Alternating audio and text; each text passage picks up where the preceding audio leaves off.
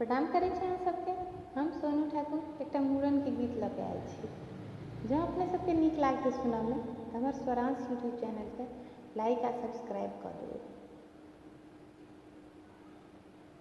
कोने बाबा छुरिया गढ़ाओल, सोना सँ मढ़ाओल हे आए।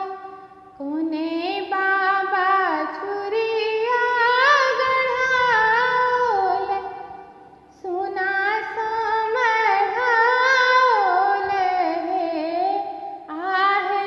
कोने डाली लेल जन्म केसर, होरिला जी के मूड़न हे आहे।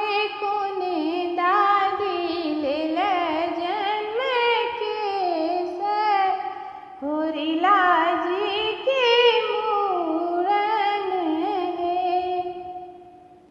आहे। अपने बाबा छुरिया गढ़ाओल, सोना सँ मढ़ाओल हे आहे। अपने बाबा छुरिया गढ़ाओल, सोना सँ मढ़ाओल हे आहे।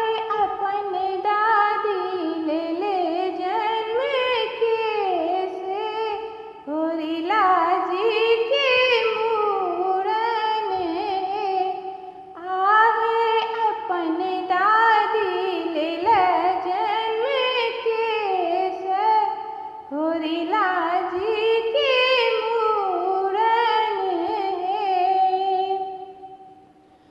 देबो रे हजमाला ले धोती की, सोना के कैंची रे आरे। देबो की हजमाला ले धोती की, सोना के कैंची रे आरे।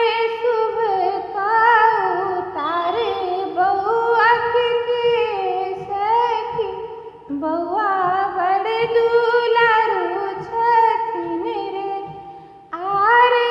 शुभ का उतारे बउआ के सखी, बउआ बड़ दुलारू छथिन रे आरे। शुभ शुभ उतारे बउआ के सखी, बउआ